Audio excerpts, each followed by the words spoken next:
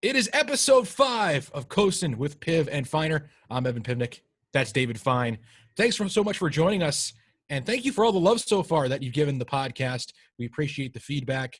And we're getting texts from people that, we went to high school with, middle school with. We love the podcast. Blah, blah. I'm like, yeah, I haven't talked to you in 10 years. Well, the thing is, they're listening to the interviews. There are inside jokes that are being texted to us. We're not celebrities, but it kind of makes you feel like you have something that's working here, and I don't know whether that's scary, a good thing, a bad thing, or a little bit of each. So, do I have to turn away people from talking to me at the grocery store, regardless of if I am doing this or not? I do, because human interaction right now is at an all-time low for everyone. So I have to do that. But since the podcast, paparazzi outside, I have to keep the curtains closed. I got new lighting. That's something we're going to talk about at some point. It's controlled via Bluetooth. Not a sponsor. Bluetooth is not a sponsor of the Coastin podcast, by the way. But, things are just changing for everyone's lives. And we got some great guests today, too. Doug Christiansen, head coach of the Indy Fuel, and then Nick Saracino, a forward for the Jacksonville Icemen. By the way, Jacksonville Icemen making an appearance in our play of the week again, and it's going to be a two-time winner when we get to it. But, Evan, AHL's back. USA just won the World Juniors. There's a lot more hockey news, and by the time we get episode 6 out in a week, we are going to have probably some NHL hockey to talk about. So we have, all of a sudden, we went from one league, the ECHL, being up and running. Now we have the AHL coming back in about a month. We have the NHL that's coming back in about a week. And it's starting to feel like it's truly, truly winter with all the hockey that's back in our lives. I don't think #Coastin could have been done at a better time, to be honest with you. We're getting people ramped up for hockey, and then all these other leagues like, hey, these guys are talking about hockey on a podcast. Let's join. Let's play. AHL coming back. NHL coming back.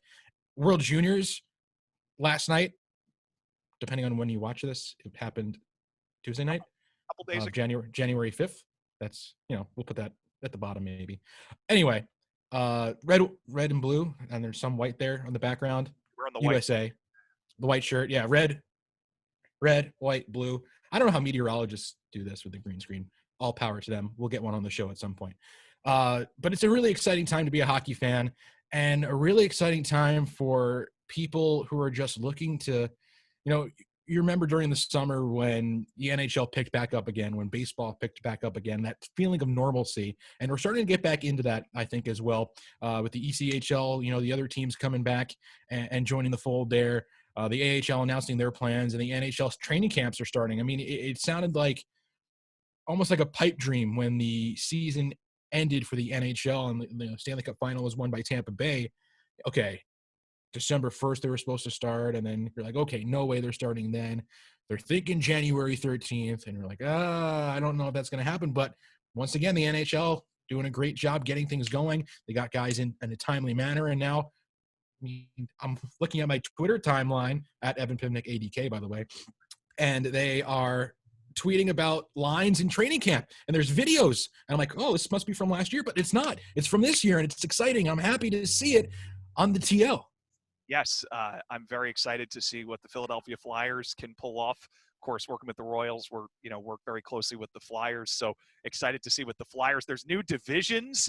I think the division that each of our team's affiliates are in is going to be the most competitive in the league this year. You might see teams close to 500 that could perhaps go win another division. So that's speaking of the NHL. I'm really darn proud of how many of our colleagues in the American Hockey League get to go at it this year. 28 of the 31 teams are in. Henderson starting their inaugural season. They still have to work out the number of games. Teams have submitted their schedule matrices, not matrices, matrices into the AHL, your grammar lesson of the day, courtesy here on Coastin. But only 3 teams are out. And, we feel very bad for Springfield and Charlotte and Milwaukee, but 28 markets are going to get hockey back in some form, which is great for growing the game and making sure that fan interest stays high. And that's a theme that we'll touch on in a little bit with Doug Christiansen, head coach of the Indy Fuel. But with that being said, I want to jump into our play of the week and our call of the week right now. So we go first to, I didn't even give you a choice here. This was the play of the week, and it's his second time winning the play of the week. In 4 weeks of doing it, former Adirondack Thunder forward, now currently on the Jacksonville Icemen, it's Aaron Nazarian with this goal. Tipping up the boards for Nazarian with some speed. Nazarian at the circle. Spinorama, and he scores! Oh my goodness! What a goal! Aaron Nazarian has put the Icemen on top 4-3 with a Spinorama! I think he jammed on the shot on the 360, and that's what fooled Devin Cooley. As he tried to go all the way around, Cooley was expecting Nazarian to put that puck to his forehand.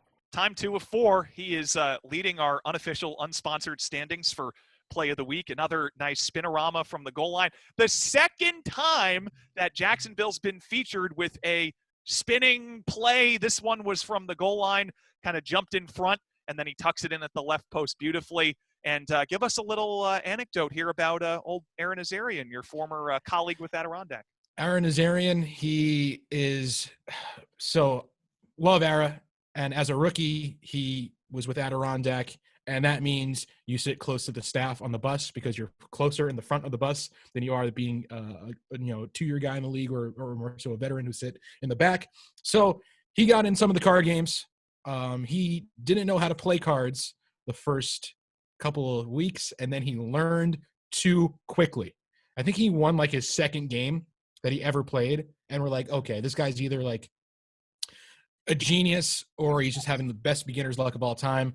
The luck kind of wore off, but he still was a decent player, and he would just be sitting on these cards that like would just ruin our whole hand constantly. Like you knew if you had, in terms of, we're going to have someone come on and explain, the card game that the guys play on the bus is called Schnarps, which you could play on your phone if you want to, it's kind of like a euchre-esque sort of a game.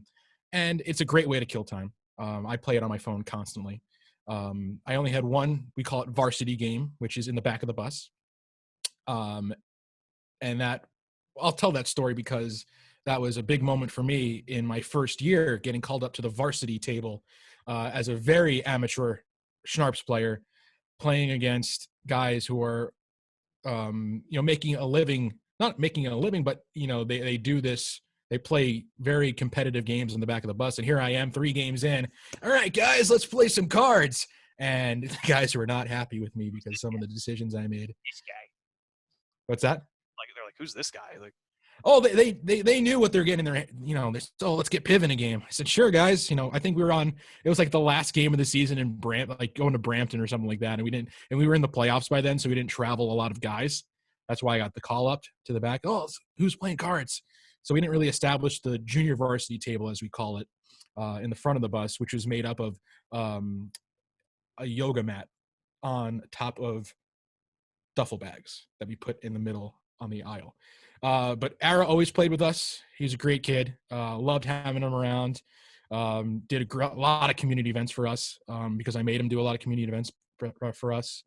And he was just a great guy to be around. I'm so happy that he's playing hockey and still being able to do what he loves, and also having success, especially success being featured twice already on Coastin. So I think at this point, if you're featured twice on Coastin in the Plays of the Week, we'll probably have you on at some point. So Ara, be near your phone. There's gonna be very important people calling you about a very important thing very soon. First time on Coastin here, we had a guest of the Wichita Thunder, Stephen Fournier. But we also now have the wonderful media relations director and broadcaster for the Wichita Thunder.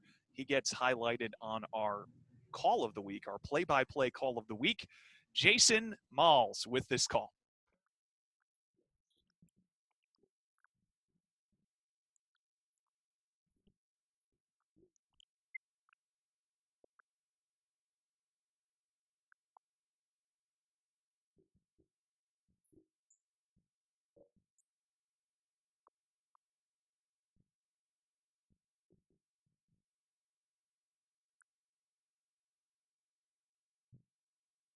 Well, Malsey, a great call there.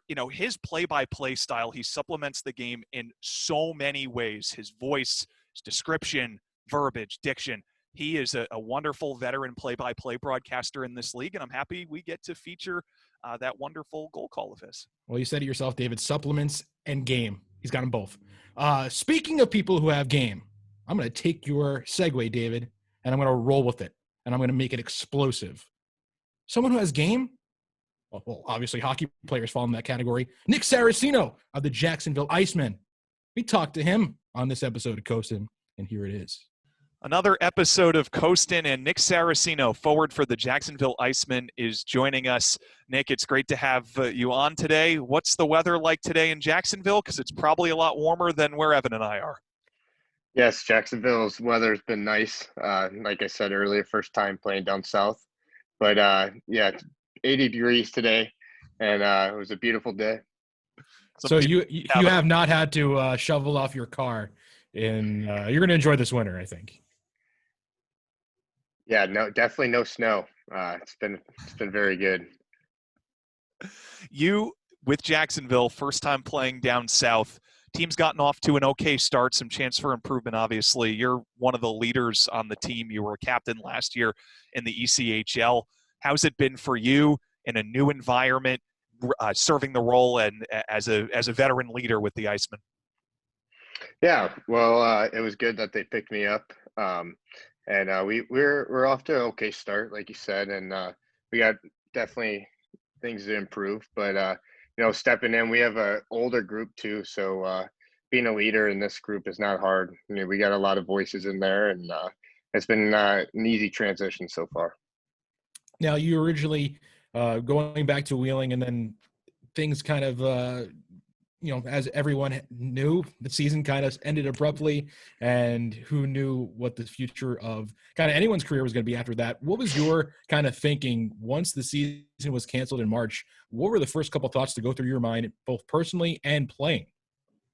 Well, it's funny. A few of us have talked about it. Like when the season ended, we never thought it would have an impact on the new season. Right? We just, maybe I was a little naive or whatever, but then going through the off season, and it keeps getting extended, and the talks with the union, we're kind of going back and forth with the league, and but it's been good to see people work together to get hockey back. Yeah, it's been nice that we have been one of the first leagues back and playing, and so far been successful. Rob Michael, who was a defenseman for the Royals this last year, he lives up in Syracuse, New York. So he was running laps around Onondaga Lake in Syracuse, New York. He said he had never run before in his life. Frank Teixeira, who you played against a bunch of times with the Royals, he was swimming laps in a pool in Long Island somewhere, I think. How the heck did you stay in shape and stay active when things were closed down? Yeah, well, actually, I was lucky. I lived in Cleveland, actually, where my fiance's from most of the summer, and they were pretty open. I had a gym access that was open, and the ice rinks were available. So for me, wasn't too many obstacles. I think it only shut down for a couple weeks there early, and it was not too hard for me. So besides, the typical getting into shape and gearing up for the next season during the off season, what'd you do to keep busy? It was, I actually enrolled into a real estate class, and that kind of took up some time, and, more thinking about what's going to happen after hockey, and more seeing that could be a reality sooner than later. So, going through that and talking to different people, and that's took up most of my free time. More the how difficult it is to purchase a home, and the many different steps you need to take, and what you're liable and not. And it's been very interesting. Now let's talk about your home, where you grew up, St. Louis, Missouri. Check out that segue there. That's how, they teach in the classes. How the pros do. That's how the pros do it. So growing up in St. Louis, not really known for the hockey hotbed as of late, but, as of late now, there are some NHL players, some guys coming out of St. Louis, getting into the pro hockey world. What was your experience like in hockey when you were a kid growing up in St. Louis? Yeah, obviously it's coming a long way. We did have a few pros like Joey Vitale and Ben Bishop, and that are a little older than me, and they paved the way. And I was fortunate enough to be coached by some great coaches. Al McInnes was actually my coach for majority of my time growing up in St. Louis. And just having those alumni around and who wanted to stay in the game and help with the youth programs really paved the way for us to get to the pro level. And now, as you can see, there's a lot more, and it's really good to see. You know, for someone listening in Jacksonville, I don't know whether they've had the chance to visit St. Louis. I've been there one time personally. Wonderful city, did the whole experience, saw the ballpark downtown, walked by where the Blues play, some Ted Drews, but for the frozen custard, I really couldn't get into the bagels, though. So the bagels are sliced. Explain to us what a St. Louis bagel is. You got to convince us what's going on there.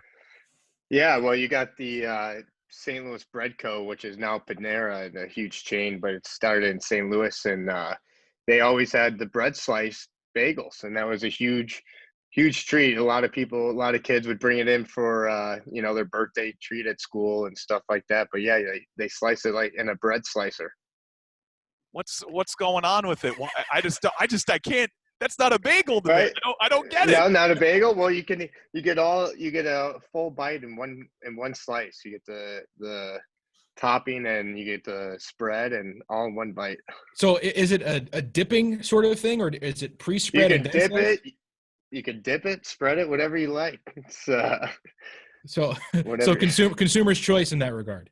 Yeah, consumer choice. We'll go with that. Because I remember, I forgot when I think it went on Twitter or something. I think someone posted a photo of the bagels, and the internet went nuts with it. And people like yourself, people from St. Louis, were like, "Yeah, this is how we live our lives." Yeah, that was a normal thing. Never thought twice about it. What were you doing when the St. Louis Blues finally won their first Stanley Cup? Where were you? I think I was at home, actually, and that was really cool. Definitely I had friends on both sides too, and my college roommate was in Boston, so but it was really good to see the home team win it, and how long it's been, or it's never been done, and always grew up watching them when they're first and last place, so it was really cool to see.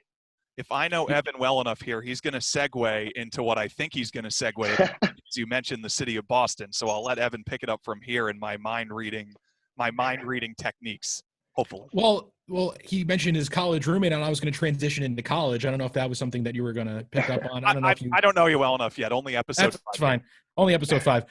Let's talk about your time playing in college. You reached the pinnacle as a college athlete in terms of winning a national championship. You did that in the 2014-15 season with Providence. Going in as a freshman, you were a junior then when you won, but going in as a freshman, did you kind of see, I mean, obviously you have that bias playing there. Did you say, hey, we're going to win a national championship in the next 3 years? Going in there, we had a big class. There was a new coach. He was new the year before, and we had a big recruiting class, and we actually all got there in the summer. And I knew we had a good group, and later to see how special it was, but we had a good group. We were an older group, and we just enjoyed working hard together, and we were real close, and we were able to do something special. Evan did pick up on it, actually, because you guys won it all at the TD Garden in downtown Boston, Massachusetts. So there we go. We reconnect with that. To win it so close to your home base in Providence, it's a 45-minute drive, and it's just like a typical Hockey East kind of trip to travel up to Boston for games. What did that mean for you doing it in your own little geographic hub there? Yeah, it was really special. We actually played our regionals in Providence, and we had a great turnout with fans, and it was really fun, and got to the Frozen Four. And then just a short trip up, we were familiar with the building because the Hockey East playoffs are held there. So we actually didn't have very good success. I think we lost both games in the semifinals. So it was a good time to change our luck in that building. I remember because I went to Bowling Green. I was the radio guy there during that time. And I remember the last day of the regular or the playoff season for right before they went to did all the tournament stuff.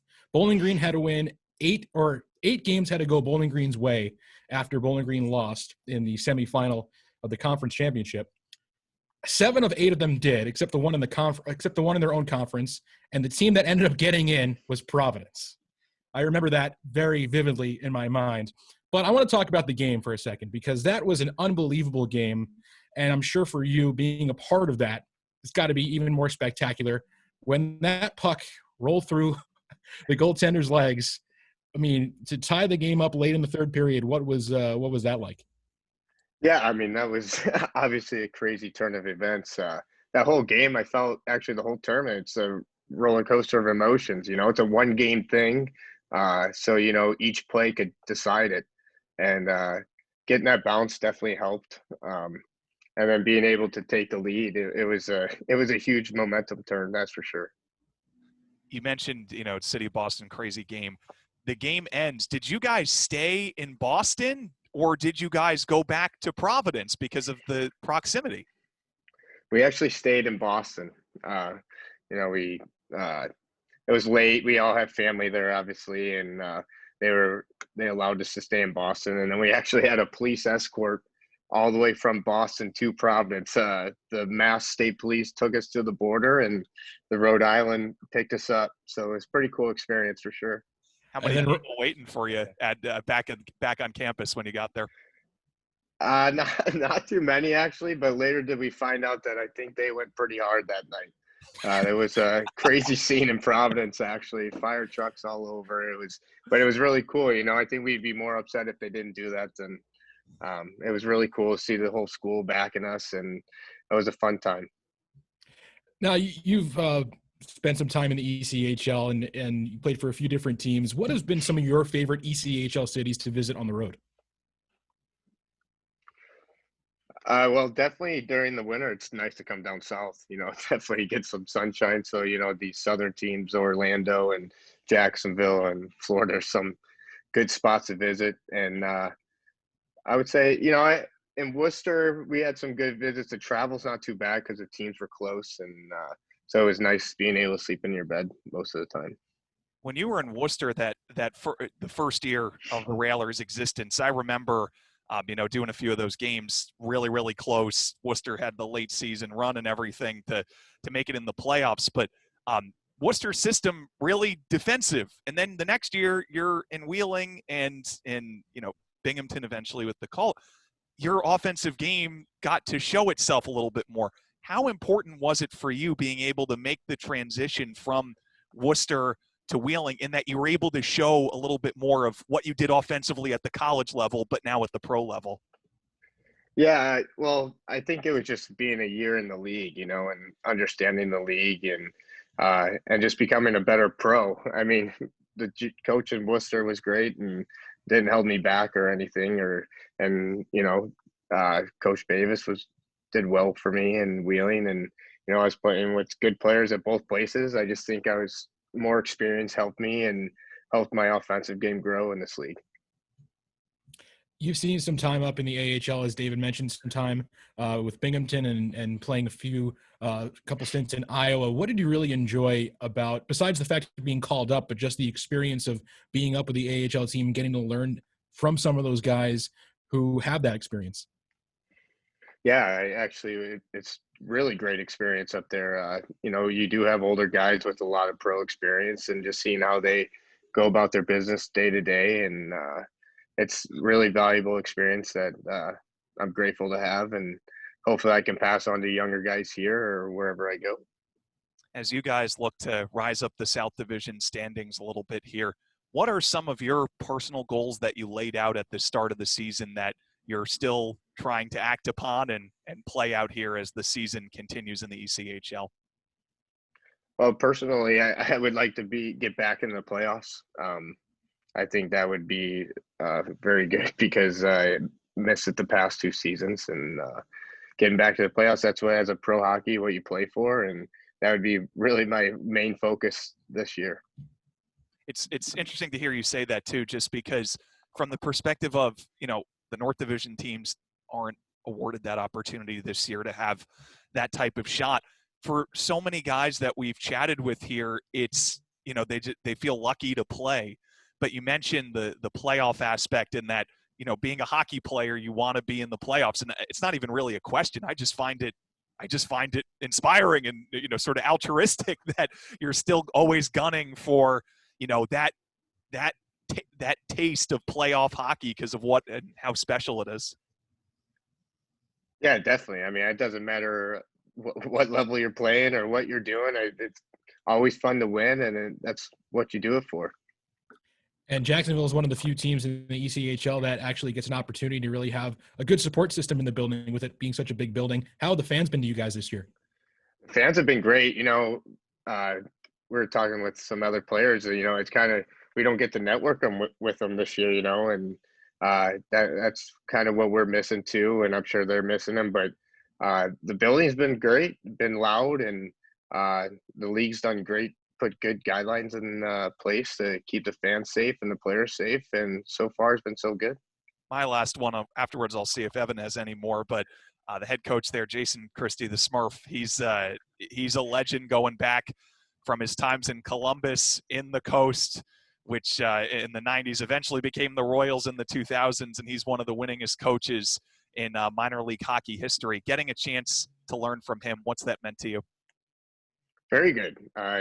He's been very good. He picked me up on waivers earlier, and he hasn't been anything but good to me. And I can see he has a lot of experience, and looking forward to learning as much as I can from him. My final one, and the fans here in Glens Falls would be upset if I didn't ask you this, because they love, pumping their own tires a bit. You had obviously that stint in Worcester, and especially that first season, a lot of great battles between the Thunder and the Railers. What are some of your favorite memories of playing at Cool Insuring Arena here in Glens Falls? Well, that playoff series was pretty intense. I went 6 games. One of my favorite experiences were the Lindquist clown shirts, our radio guy. That was very comical. We all got a kick out of that. But I also had a pretty good game there in the playoffs. And, that was probably one of my favorite memories there. Yeah, I mean, I knew at some point Eric Lindquist would come up in this conversation, and I'm glad he did. I think he loved Glens Falls almost as much as David Finer. You love Glens Falls. Oh, Glens Falls is my favorite city to visit in the North Division. It's tough to beat like Orlando or a place like that in the South, but if you're going to be in the cold weather, I'd rather go to Raoul's before the game, get a little taco, and see what's going on there. So yeah, definitely. It's been a blast. Did Lindy clear Sino with you before he did it, or did he just off the riff? I wanted to add that. Yeah, that had to be off the cuff. I've never heard that before. So, did you just hear it on a highlight or something like that, or did he say, "Hey Nick, look what I did"? I think someone on the team told me. Someone said it when I came in. I was like, "What is that?" And they're like, "Oh, you got to listen to him." And no, that's all Eric. That's all Eric for sure. It's been a blast, Nick. Thank you for taking a few minutes here this evening, and we appreciate you hopping on Coastin. Yeah, thank you for having me. Best of luck the rest of the season, man. Thank you. Well, Nick was great. Learned a lot about his background with the Wheeling Nailers. Prior to that, he started his career in Cedar Rapids in the USHL. That was his first, Tier 1 experience in North America before he went and obviously played college, his pro career, NCAA national champion. Cedar Rapids, Iowa. The first time I ever saw a USHL building was in Cedar Rapids. I was actually broadcasting the game next door. The baseball field, Evan, is right next to the Rawlings Baseball Factory, where they make clubs and stuff. That's a half mile away. But adjacent to it is the stable, as they call it, and that's where the Cedar Rapids Rough Riders play in the USHL. And the seats they're not just one color. They alternate colors. It's like, imagine you're looking at a rainbow, except it's like a forest green, white, black, and then there might even be a gray or a lighter green. So the colors, it goes 4, 4, 4, 4, and they alternate every single one, and then the pattern obviously resets. It's actually quite intimidating. I mean, I was broadcasting the baseball game next door, Lugnuts versus the Cedar Rapids Colonels, a corn kernel. Yeah, of course. And walked over, and that's where old Nick Saracino started his career. Really interesting. The seats always is what kind of brings me back, with the green and the white and the black too. I love minor league baseball because you could have said any ridiculous team name. I was calling this game between the Lugnuts and the the Cedar Rapids oatmeal cookers and the Exactly, and I would have been like, yeah, that's a team. Yeah. That's how minor league. It's like, yeah, that sounds about right. I'm kind of glad that maybe only a few minor league hockey names have it. Like Swamp Rabbits is not as ridiculous as some of the ones in minor league baseball. Greenville's that's a good name. Like Rocket City Trash Pandas is like it's a name, but like is it really a name that like denotes intensity and like here come the Trash Pandas skating left to right across your your radio dial? Like, is that a Chris Ballard impression? It was just my impression of trying to denote a serious hockey moment in a game. But yeah, it was the Cedar Rapids Colonels versus the Lansing Lugnuts. Here come the Lugnuts down the line. Yes, it just goes in fair, and Alford is rounding first and heading to second. He's got himself a double. I want to hear Chris Ballard call a baseball game with that intensity. Big Toronto Blue Jays fan too.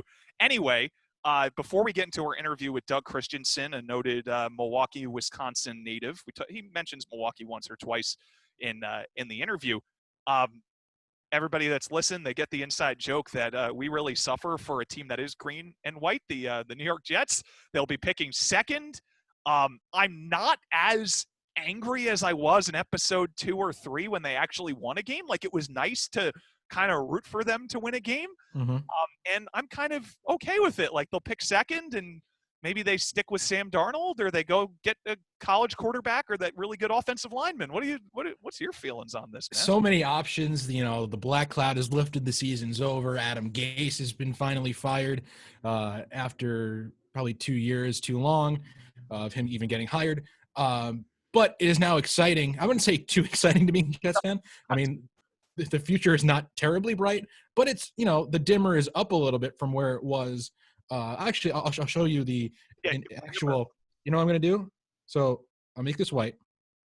So this is where the Jets season, this is where the Jets season started.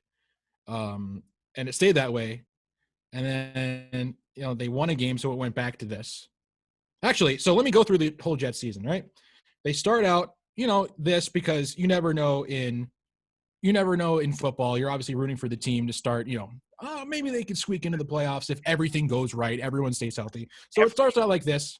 Every NFL films from the 1970s, it would be like the 1975 New York Jets, a fall of hope, exactly. The rebirth, everything kind of like rebirth. All right, continue. So it starts here. They lose a couple of games. You're like, oh, okay. 3-0 for me, man. At this point. Yeah. And then once they lose 3 in a row, then you're like, okay, lose out. So it starts here, and then 5-0 or 0-5, 6-0-6, and then here it's like, okay, lose out, baby, lose out. And then this is the hope in the organization. That's the Trevor 0-11. Yeah, okay, we're getting them, but the Jaguars also stink. Right.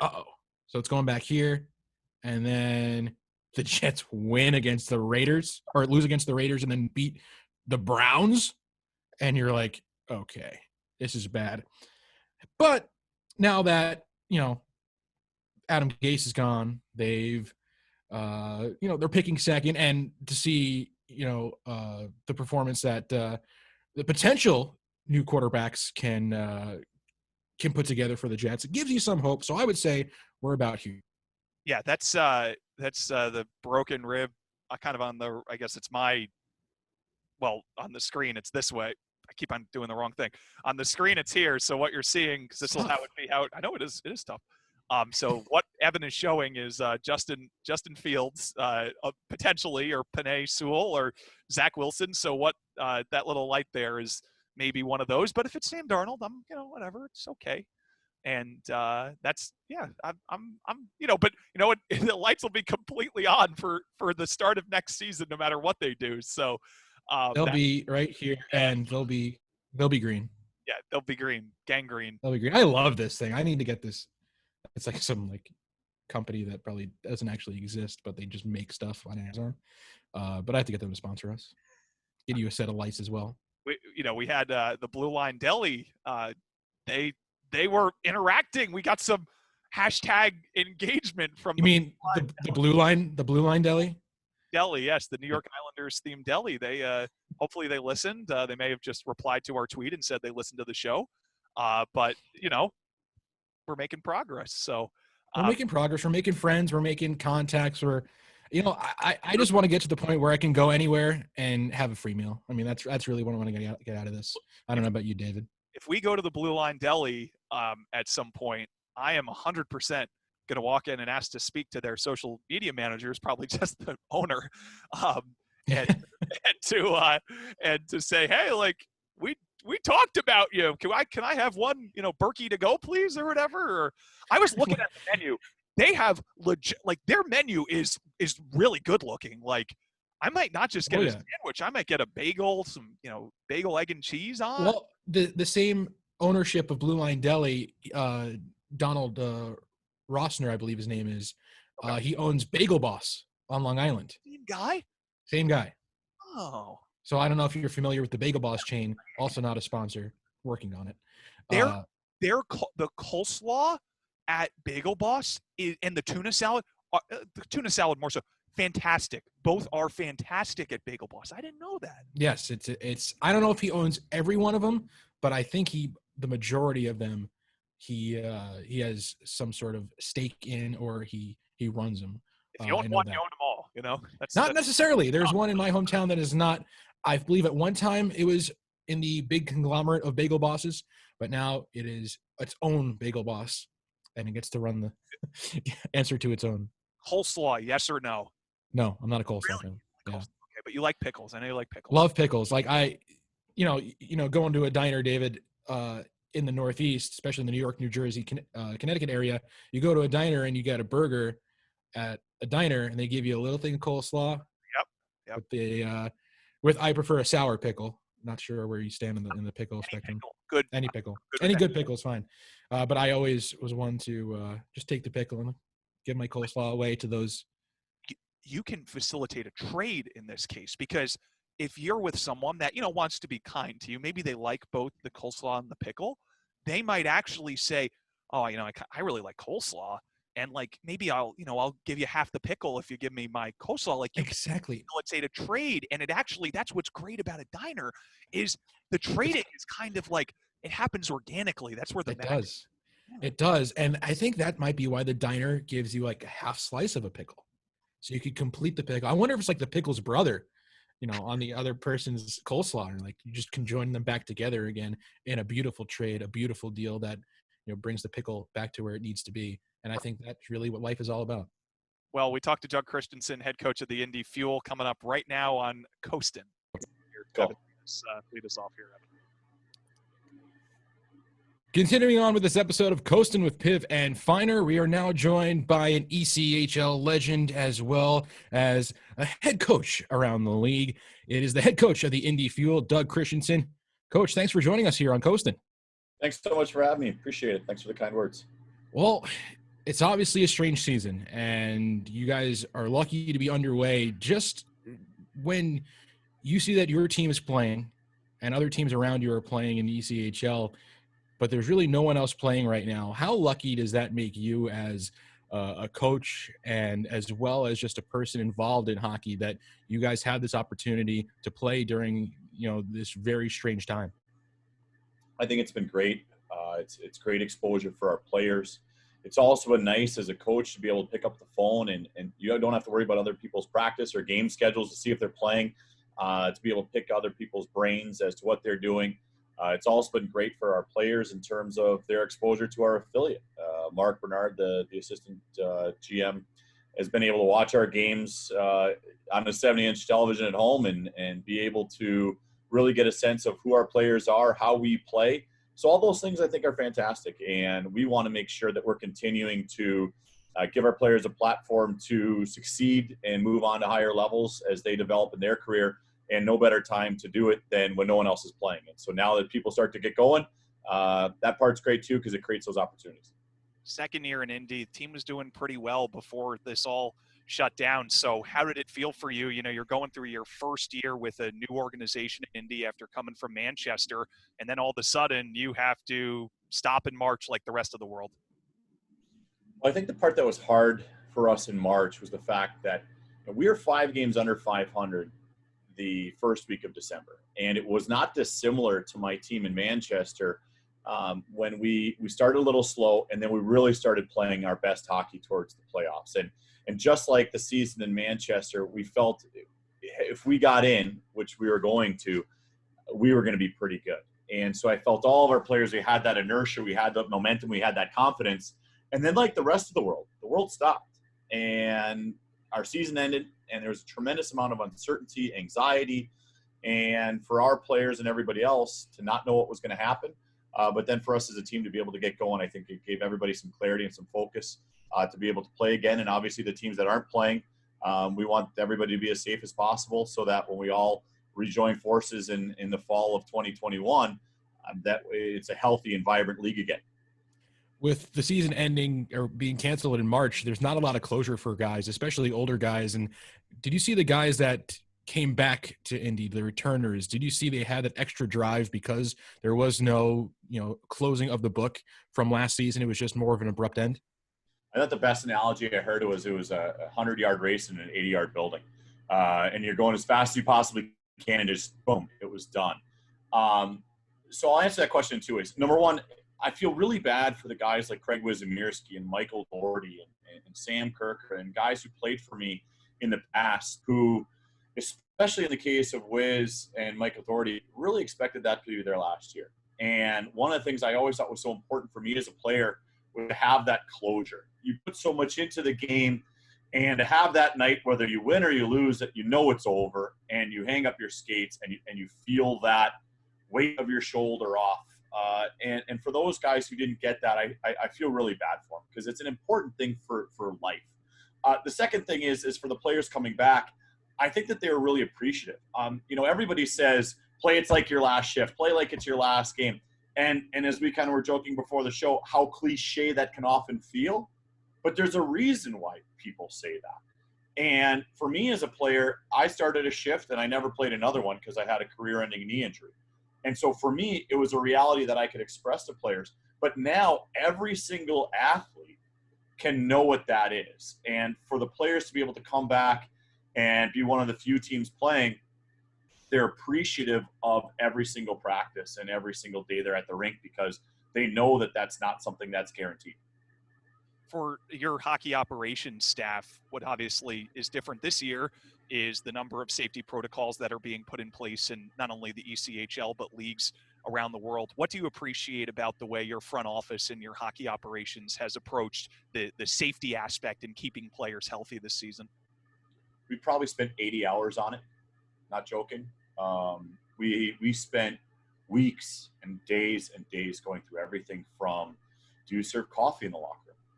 Do you have shared deodorant, which is normal in terms of spray deodorant for the guys? What do you do for your practices? Do you spread guys out into different dressing rooms? Where do guys sit? Who should they live with? How do you get your meals on the road? This is probably the longest in the month plus we've been doing this that I've been in my office without a mask, and I got my hand sanitizer there just for this interview alone. It's very different, and it changes the landscape of how you do everything.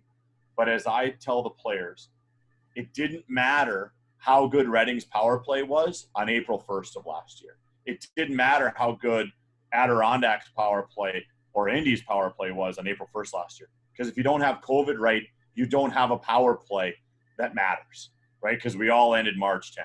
So to me, the number one thing you have to get right is the coronavirus, and everything else after that falls in line into the normal thing. But it's really tough. It's a tremendous amount of work, and it's a tremendous commitment.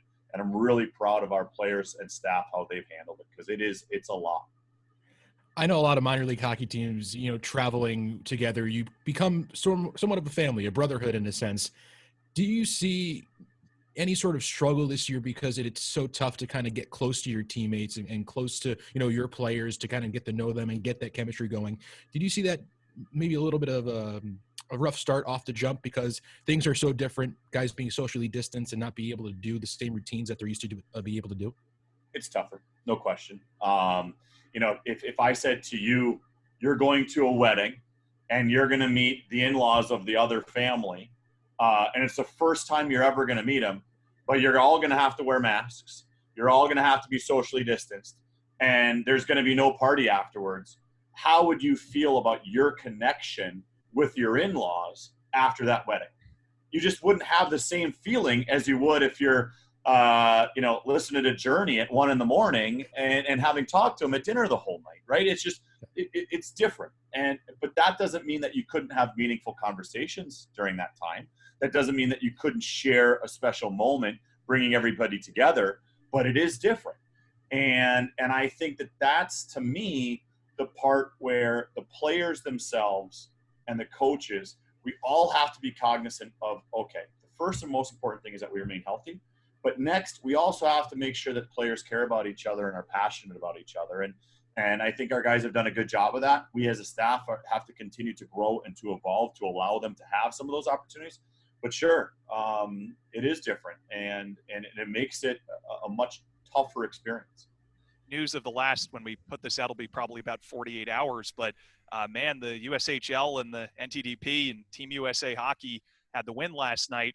And I saw a picture of old Aaron Westendorf raising the trophy up. And even though you are no longer involved in the USHL, where you were director of player development, what does it mean to you a few years later to see the league still thriving and, Team USA thriving and providing players that can succeed on the international stage? And if that's a cliche question, you can toss it to Evan. No, it's not. It's not. It's actually very meaningful because, guys like Boldy and Caulfield and all those guys, like I was following when I was 14, when they were 14 years old, because that was part of the USHL path. Turcotte was a USHL combine player. Cam York we followed. I mean, all these guys that we followed from the time that they were, freshmen in high school, to see where they are today was really rewarding. I haven't texted Aaron Westendorf yet to try to bring him back down to reality, but I will. I don't want him to get too big. But honestly, there are so many people that work so hard to grow American hockey in so many different capacities, whether it's people who are coaches of youth hockey, to people in the national team development program, to people in the USHL, to prep school coaches, to midget coaches. There's so many people who grow that.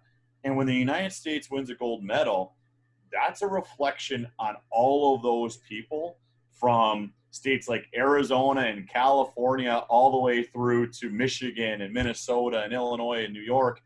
And so when America wins a gold medal, it is an indication that the grassroots program of the United States are doing a lot of great things to grow the game and make us better, because now we're doing this kind of on an every 4-year cycle when you look at how often we win a gold.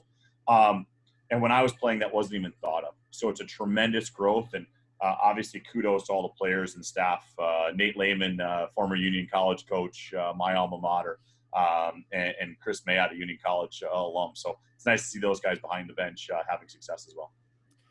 People, as you mentioned now, Union College, the people up here in the capital region of New York would be upset with me if I didn't ask about your time at Union College down in Schenectady. What was that experience like? Obviously, it's a big 4 years in any person's life going to college, and obviously for you playing hockey there and then getting into pro hockey afterwards. I mean, obviously I'm not going to, until I met my wife and until we had our daughter, of course. The best 4 years of my life is Union College. I've told people a million times, it's the best small school in the country. Small schools don't necessarily mean that it's for you, but I loved it. I loved every minute of it. I loved it academically. I loved it socially. I loved it hockey-wise. All they had to do was get rid of my brother and myself and go on to win a national championship. I mean, clearly we were the ones holding them back. And so it's a special place. It's a really, really good academic experience. It's a really, really good social experience. I was able to go on a term abroad there, and I lived in Germany for 3 months and had so many different pieces to my collegiate experience that when I look back at it, it's impossible not to bring a smile to my face. And so I hope lots of people who are the players who are there and the people who are going to play there continue to enjoy the experience as much as I did. And I know that this year is a real tough year for the fans and for the players themselves. After a steady 4 years and a wonderful 4 years at Union College, in that first pro season, you were traveling all over I guess, the South Division at the time, whatever the name of it was, where you were in Mississippi, Columbia, Augusta, and Charlotte. Eventually, the next year you're in, Charlotte, and then Danbury the year after. But that rookie year in particular, you have all this stability for 4 years, and then you're traveling all over a traveling suitcase. So what was that adjustment like for you? On South Carolina, I never played a home game, so that made life a little bit easier to not get settled there. You know what? Players go through different experiences as rookies, and it's a totally different game than college hockey. And I went through that adversity, not really understanding what I needed to do to be successful. And, in college, you really needed to be an all-around player. And when I turned pro, I needed to be more physical. I needed to go to the net more. I had to have a bigger presence. And it took me a while to figure some of that stuff out. And it wasn't an easy process for me. But overall, those lessons, the one thing that I learned when you're traded 3 times in a year is that I wouldn't quit. And it was that drive that helped me have success in subsequent seasons and get to the American League eventually, because I recognized, okay, when my back's pushed against the wall, I'm going to keep going. I'm going to continue to work, and I'm going to force myself to get better. And that's what I tell the players is, listen, just because something doesn't work out here doesn't mean that you're a bad hockey player. It just means that we're not the right spot for you. And you can use the analogy of wives. Just because somebody's not your wife and they're mine, doesn't mean that to be perfect for you or vice versa. It's you need to find the right fit, and it took me a while to get to that. But when I did, I really enjoyed my experience in Charlotte, and grew a lot as a player, and then was able to kind of springboard that into some successful years. When you were in Reading, the Royals were 5th year, 6th year of the franchise's existence, and the old Sovereign Center, now Santander Arena, was one of the more hopping places in town, and hopefully it can continue to be restored. Attendance was way up in the past year for the Royals, but in some senses, the Royals were the place that you spent the longest place in your North American career before your career in Europe. So tell us about your favorite spots in Reading. What'd you enjoy about the wonderful, beautiful city of positive change, Reading, Pennsylvania? One, I actually loved my time in Reading. It was the best year of my career in North America, no question. I enjoyed Carl Taylor as a coach. Obviously, the coach in Milwaukee, he's a tremendous amount of success. Won't be long until he's in the National Hockey League. I think it was called the Speckled Hen, was my favorite restaurant. I don't know if that's still there. And Third and Spruce, I think, is where the team went after games for dinner and maybe a beer afterwards. They had really good chicken wings back in the day. I don't know if they still do, but Reading was a fun spot for me. For me, it was a hockey environment. You had hockey crowds. They were into the games, and there was a vibe downtown when there was a home game. And that was a lot of fun. And so for all of us who played there, we look back really fondly at our experience in Reading. And for me, it was a fantastic career. It was a career year. So you get that time in Reading, you spend a little bit more time, playing around, going into the a couple call-ups to the AHL, and then you go overseas. You start out in Italy, and then you go over to Cardiff, and then you see that, Edinburgh rather. And what kind of jumped that decision for you? You said, okay, maybe my time here in North America playing hockey is done. Let me go overseas and see what it's all about. So I had always said to myself, as long as I was progressing and growing as a player, I was going to keep playing. And then eventually I was going to move on and use my education and get a real job. And I was going to go to law school. That was my plan. I'd worked for Bobby Orr as an agent, as an intern a lifetime ago now. And so when I started that season in Manchester in the American League, and I was sent down right around Thanksgiving, I pushed and I pushed and I pushed, and it just wasn't going to go back up to the American League. And it was at that time that I decided, okay, I'm going to go to Europe. I've always wanted to do it. And one of my best friends was playing in Italy, and he called me up and said, do you want to go? And they needed a first-line right wing. I went there, and the team was in 6th place when I arrived. We finished in 3rd. We had a really good group of guys. It was a beautiful, beautiful spot. And we touched on it earlier with Craig Wizimierski and Michael Doherty. I took that famous Wayne Gretzky picture where he's hanging up his skate. And I took it for myself to keep it, and it's in my house now today as a reminder of, I had every expectation of hanging up the skates. And I was lucky that I told my agent at the time, I said, hey, look for head coaching jobs or look for coaching jobs, see if anything's out there. I've always had the itch. And 3 weeks later, he called me up and said, I've got a head coaching job for you in Edinburgh. And I was floored and was 27 years old, got my first head coaching job. And here we are today, a number of years later, and having had the opportunity to be in lots of different places and learn a lot. And I loved my time at Edinburgh. It was fantastic. What's the typical big game, need a win atmosphere of a game in that league? I'll tell you one thing. The fan bases in the UK, the one primary difference is versus the ECHL or American League and the UK is you are the top league in the country. We are on television, on regular television. We are, in capital cities as the hockey team.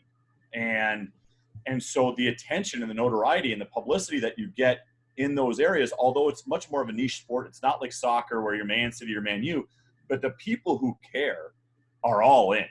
And they're tremendously passionate. In Belfast, in Nottingham, in Sheffield, in Edinburgh, a big game, there's a vibe the way that you would go to a college football game or a college hockey game, or the way that you would go to a Stanley Cup playoff game.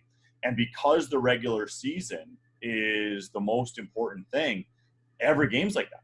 You lose the game in October, and it feels like you lost the Stanley Cup.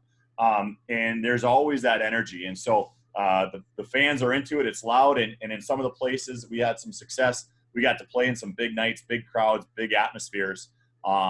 And those buildings were rocking and a ton of fun. And the fan bases were they lived and died by their team. It was a very unique experience.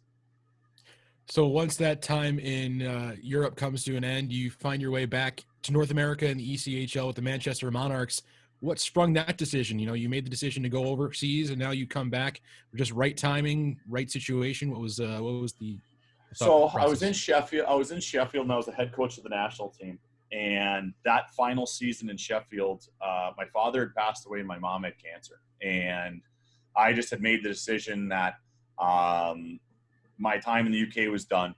It was time to come home, and I'd already been away from home, an ocean away for one parent passing away. I wasn't going to do it for two. And so I moved home, and I was really fortunate. Bob Fallon hired me to be in the USHL and allowed me to live in Milwaukee, even though the office is in Chicago, and was able to commute back and forth and be with my mother in the final stages of her life. And the USHL was really had a clear-cut vision, and the gold medal that we talked about earlier is part of that, which was be the best development league in the world. And it was fun to see the league take the step from, oh my God, it's the first time ever in NHL history that the USHL leads the league and leads all leagues in NHL draft picks, to that's all happens regularly now. And so that's what brought me back. And it was fun to see hockey back in the United States after being abroad for 7 years. Manchester, 1 year there. I didn't even think of it when I asked earlier about the season ending in early in Indy, but there's some adversity there in Manchester in that you go there and maybe you think you're going to be there for a few years or definitely more than one, but you find out right after the season ends for the Monarchs that, hey, they're closing up shop. And Evan and I both love Manchester, one of our favorite road cities. It's a great city, a great town. Hope they get pro hockey back. But what type of adversity did you face? And you have your first year under your belt. The team was pretty good in Manchester, really good. And now all of a sudden you yourself are going job hunting again. Yeah. Well, Manchester was great in terms of giving me the opportunity. And Rich Seeley had left a really good foundation from which to build. And we had a really nice team. And, Mark Casper, the owner, and Brian Cheek obviously put me in a position to have success and give us all the resources to do well. And unfortunately, the crowds and the revenue coming in was not a sustainable model. And you could see as the season wore on, the number of the amount of people in the building, and you knew in the back of your head, geez, this is tough. We're going to be losing a lot of money. And so when it did happen, obviously it was frustrating. It was great for me to get into coaching and get back into coaching. But when we lost and I found out a week later, needless to say, I was extremely disappointed. But I did think that given the amount of revenue that was coming in and the fans that were coming into the building, that was a possibility. And really, really fortunate to fall on my feet. Pro coaching jobs are hard to come by. And to be able to get one shortly thereafter was great. And it was because of the success and the work that the players put in that season that allowed me to be able to be interviewed at all and then obviously be hired here in Indy. I mean, that year, 2018-19 for Manchester, you guys turned everything around pretty much halfway through the season and then added a few more pieces at the trade deadline that really sprung you guys in. I know you beat the Thunder in the first round pretty convincingly. When you look back at that team and where you guys started to where you ended, how, you kind of mentioned it earlier, but when you look at, from the outside, looking at yourself and the job that you did, bringing in some players that really changed how the team operated, how proud of the team were you? Well, I think the part that made me most proud is the fact that, on December 31st, we were out of the playoffs by a considerable amount, and we played first place hockey from there on in. And the guys bought in, they worked, they never strayed from the plan. We just said, okay, if we get this many points in this many games, we're going to be fine. We kept chipping away and chipping away and chipping away. And sure enough, we were able to claw our way in. But not only that, I think that what we were able to do was we were able to develop players. We had more players in the American League than any other team in the league by far. And so when a lot of those players came back and then the acquisitions that we were able to make, we were able to continue to grow. And then by the time we played Adirondack, I felt really strongly that the winner of who was going to – us in Newfoundland was going to win the whole thing. And we obviously didn't get the job done in that round, but I thought the team did a great job growing and coming together and bringing players in and allowing them to assimilate and thrive. And that, to me, was one of the most enjoyable pieces of that whole year, was just seeing how that group came together down the stretch. Sick of playing Wheeling yet? It's a season's worth of games, a season series worth of games. Must be nice have Fort Wayne coming to the league here in about a month. I am excited. I think we're going to see Fort Wayne a lot too, is my guess. I own a map of the United States, and I've got a pretty good idea that the two closest teams are going to see a lot. You know what? It is what it is. You can sit there and say, well, geez, I wish we were playing these other teams. Well, the reality is that's not an option right now. So we have to do our best. Wheeling's actually, they are, we have been very, very, very, very fortunate against them. The records could be completely reversed with a couple bounces one way or the other. They've all been 1-goal games. They are a really, really good team. And so for us, we see them again 2 games next weekend. We get a reprieve from them this week, but every game against them is going to be a battle because of how hard they work, how hard they compete. And their coach does a heck of a job. They are incredibly prepared. And when you watch it on film, the adjustments that they make are high level. There's a reason why he's had the success that he's had in his career. And so the reality is we're going to see a lot of Wheeling. We're going to see a lot of Fort Wayne, but we're playing hockey. And as long as we can stay safe and play hockey, we're not going to complain.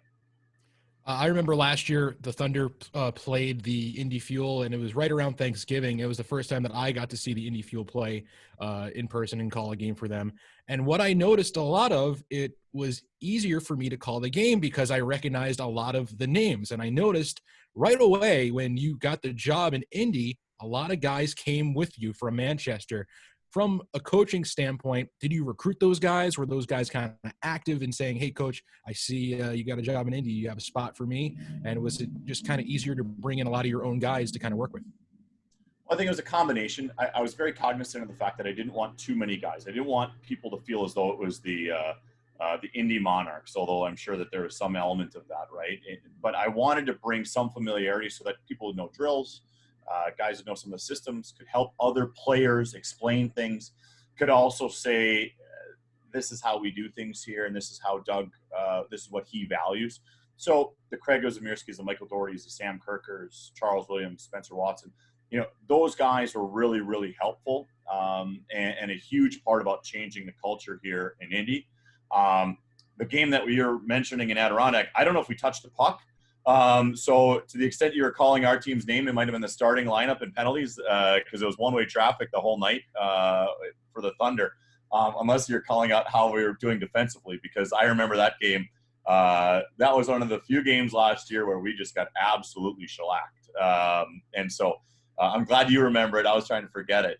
But jokes aside, we wanted to bring the right players in to create an environment of work, compete, and how you treat people. And those players who came, I'm extremely indebted to and very appreciative of the job they did to lay a foundation here.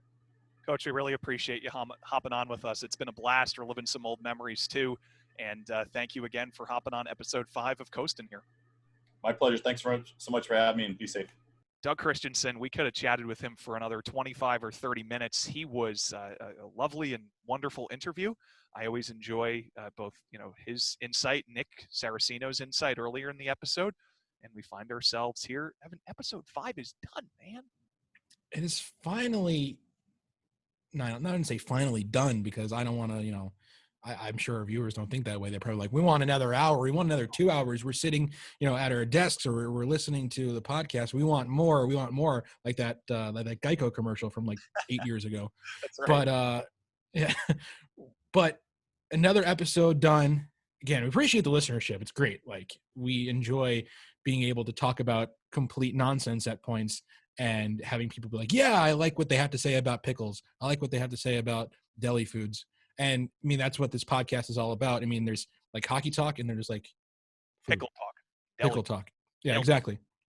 and diner talk. So we appreciate everyone for tuning in. Episode 5. We'll have episode 6 come next week. By the way, guys, that's big news we didn't talk about. We're weekly now. Officially. Exciting. FloHockey has given us the okay to make us a weekly podcast for your viewing pleasure, your listening pleasure, and it gives us something to do, which we appreciate, I think, even more. And David, I'm sure you're right there with me. I'm excited to go officially weekly, as opposed to just let's see how it goes weekly. Mm-hmm. And man, we're again, if you have suggestions for who you'd like to see on the podcast next week, you can tweet at Evan Pivnik ADK, or myself, David Fine Tweets, and you can make your suggestions. But thank you again to all for listening in. Episode 5 is complete, and we will talk to you next week when we will have some NHL hockey to also chat about, in addition to the Premier AA Hockey League. So until then, see you later. Keep on coasting.